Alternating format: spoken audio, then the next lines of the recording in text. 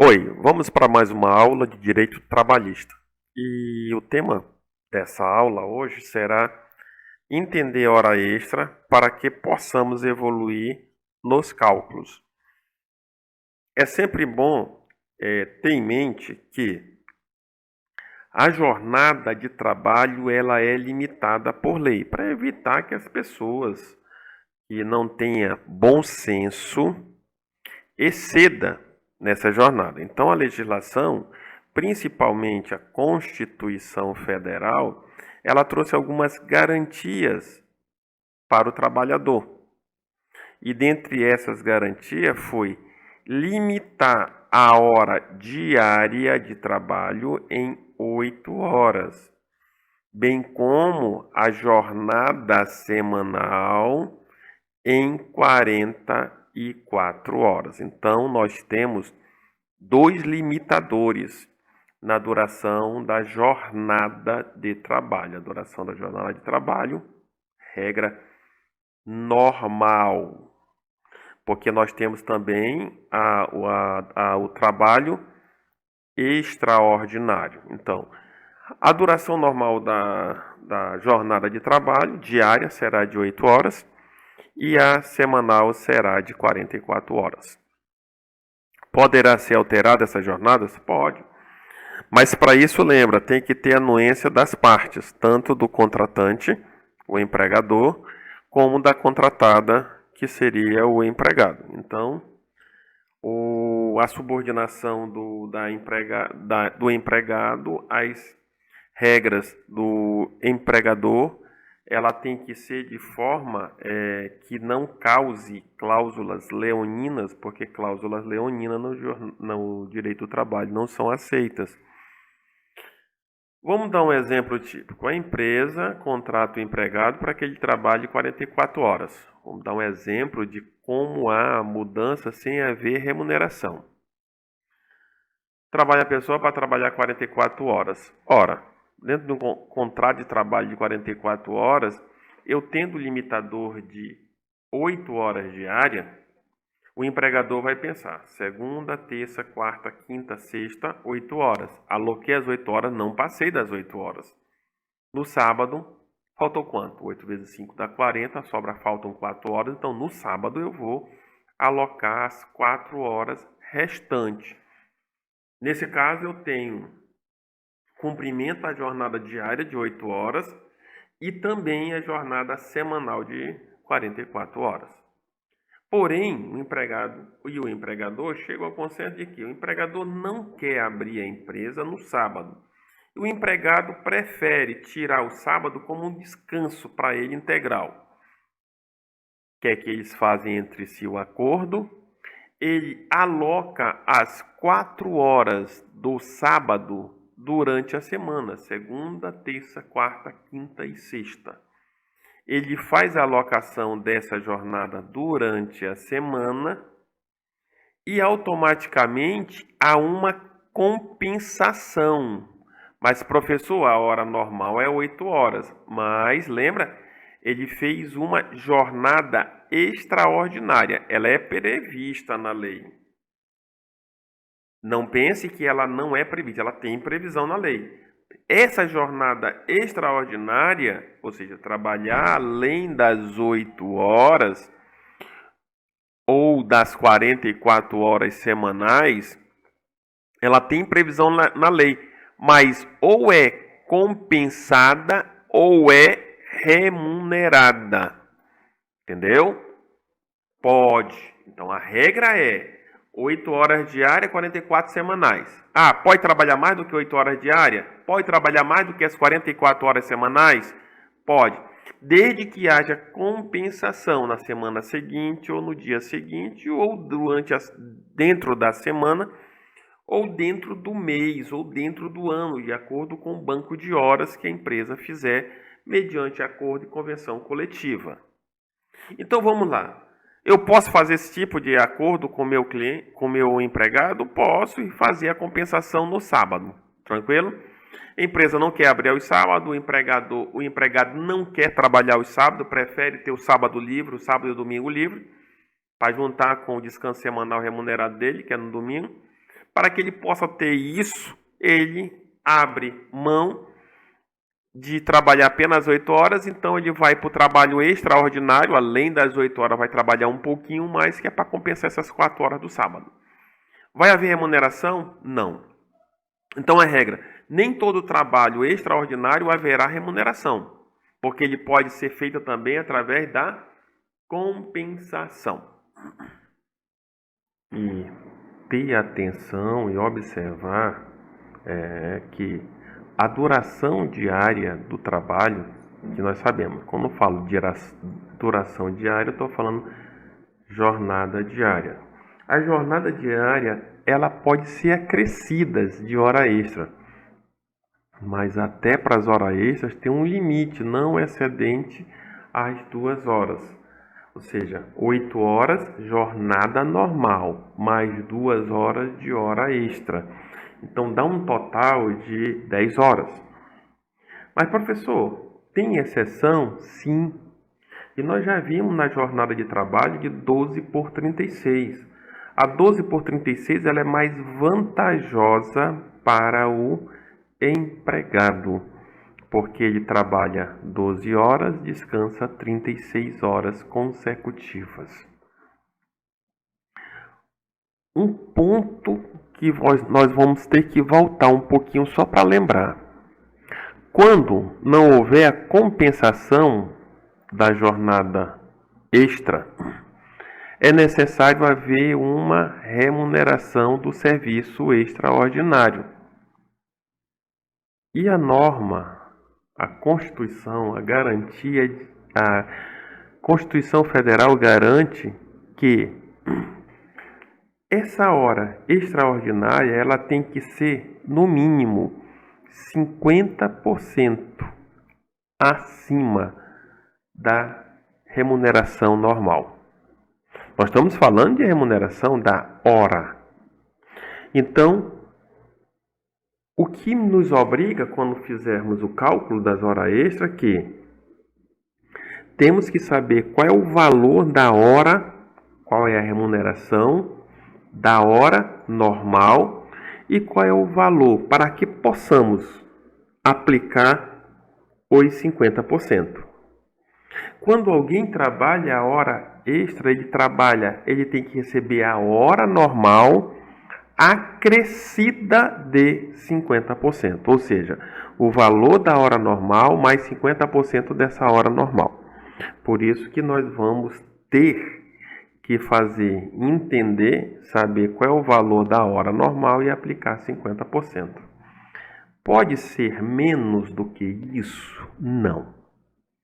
Porque seria mais gravoso para o empregado. Eu posso fazer o contrato fazendo menos de 50%? Não. Eu posso dar acima de 50%? Sim, é comum a hora, quando ela se dá em descanso semanal remunerado, ela ser no mínimo 100%. Alguns colocam, dependendo do tipo de atividade periculosa ou não, 75 com 125. Então, esse percentual pode ser acima, definido por convenção ou acordo direto do empregado. Para baixo, nem por convenção. É garantia constitucional que o empregado não pode abrir mão, ele não pode dispor disso. Então, quando eu falo em dispor, eu não posso trazer numa mesa de negociação esse tema e dizer assim, meu irmão, empregado, vamos reduzir, vamos barganhar em relação à tua hora, porque eu quero ter uma economia, melhorar. Não pode.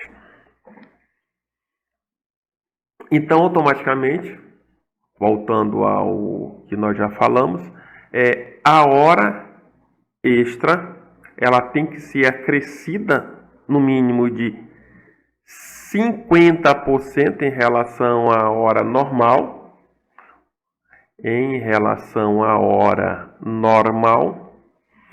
e essa hora extra, mesmo que eu dê 50%, ela não pode exceder. O empregado dizer, eu quero ganhar, eu estou viciado em ganhar hora extra, 50%, não tem mal nenhum ganhar um dinheirinho extra. sanidade. Tem exceções? Tem. O trabalho exigir que supere. Então, você faz a justificativa, apresenta para o Ministério do Trabalho, você pode fazer acima disso. E o outro é uma regra bem simples, que antigamente era só jurisprudenciada e hoje entrou na legislação, e nós já falamos sobre isso, que é a jornada de trabalho de 12 por 36 horas.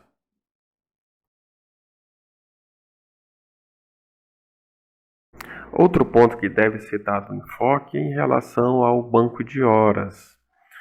Em que situação? Porque tem algumas regras, conforme já vimos anteriormente, que a hora extraordinária ela pode ser remunerada ou compensada.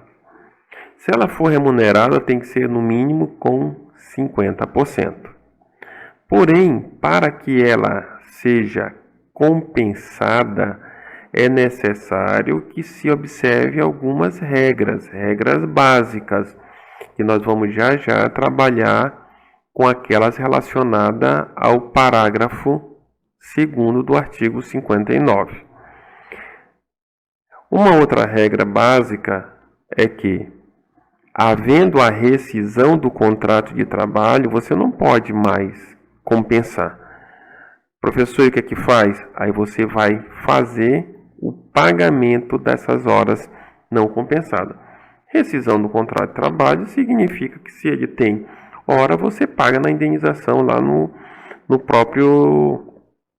própria rescisão. Você coloca na TRCT. Tem um espaço lá no termo de rescisão de contrato de trabalho, TRCT, onde você vai preencher as horas extras que ele tem direito que não foram pagas ou também não foram compensadas. Agora vamos para esse parágrafo 2º aqui, que ele vai ser bem melhor explicado no parágrafo 5º, onde que ele diz o quê? Que o banco de horas pode ser pactuado, acordado de forma individual, porém não pode ser verbal ou gestual, mesmo que seja considerado contrato expresso ou um acordo, contrato, pacto ou acordo expresso. Então, lembrem-se que para fazer, quero criar um banco de horas, mas eu vou fazer isso de forma escrita, expressa, mas escrita. E definitivamente não é aceita a modalidade tácita. Desde que, ele dá um limitezinho, desde que a compensação sempre vai ocorrer, esse acordo faço, e ela ocorra dentro dos 6 meses. Professor, quer dizer que eu não posso fazer? Pode, acima disso pode. Mas nesse caso você vai fazer por acordo ou convenção coletiva. Acordo ou convenção. Acordo coletivo ou convenção coletiva. Não será aceito mais o individual. Individual tem limite? 6 meses. No parágrafo 6º, ele faz: é lícito o regime de compensação de jornada estabelecido por acordo individual. Só que aqui, ele já libera a modalidade tácita também. Diz que pode ser tácita ou pode ser escrita. Detalhe, quando ele libera tácita, ele também quer dizer expresso, porque pode ser de forma que há um acordo. Não preciso ser escrito. Qual a diferença do acordo individual que exige a modalidade escrita daquele que não exige essa modalidade? É o tempo. Se for, eu faço uma hora extra hoje, mas vai ser compensado durante o mês, não precisa de nada escrito, apenas faz. Agora, se essa compensação da hora feita, ela ultrapassa o mês, ela vai para o mês subsequente, então a partir daí eu já começo com Individual, posso fazer e ainda continuar com acordo individual, mas só que na modalidade escrita. A única diferença é básica. E acima de 6 meses, ultrapassou 6 meses, eu só vou na convenção coletiva ou por acordo coletivo. Não pode ser mais os acordos individual. Isso daí foi a reforma trabalhista em 2017 que ela trouxe esses avanços para tornar o contrato de trabalho mais rápido, mais célere e sem muitas situações que venham ocasionar dificuldades relacionadas entre as partes, acordo entre as partes. Evitar a judicialização. Esquecer que quando se fala de hora extra, é necessário trazer 2 elementos à ponta, à voga, ao estudo, a essa discussão. Quais são os motivos de força maior, bem como a necessidade imperiosa, não é qualquer necessidade que se eu não conseguir, há uma impossibilidade, se eu não conseguir trazer prejuízo, não é qualquer necessidade, é uma necessidade imperiosa. Eu questiono, o que é força maior no direito civil e no direito do trabalho? No direito do trabalho, ele é bem claro, entende-se como força maior um acontecimento que não é possível evitar. Ou seja, se é um acontecimento inevitável, não pode ser uma situação causada pelo empregador. Ou um acontecimento que era previsível ser evitado, mas o empregador agiu com certa dolo eventual, como se diz no direito penal, ou seja, tá nem aí para o acontecimento veio e ele não pôde evitar, mas ele tinha como ser evitado antes. Quando aconteceu, por negligência, ele deixou acontecer. E quando eu digo um acontecimento inevitável, olha só a ligação aqui, ó. Não tenha vontade do empregador. O empregador também não pode ter dado causa. Acontecimento inevitável é aquele em que o empregador não deu causa voluntariamente. O empregador não concorreu. Aí eu tenho não ocasionou voluntariamente e nem agiu de forma que esse acontecimento viesse a vir a acontecer. Ou essa situação, esse sinistro venha a acontecer. E para isso, há necessidade de inexistir culpa do empregador, seja por negligência, imprudência, ou também imperícia. Então, determina-se que para haver o trabalho extraordinário, não pode ser simplesmente porque o empregador quer. É algo involuntário que esteja acima da sua vontade. Trabalho extraordinário é necessário que o empregado exija? Não.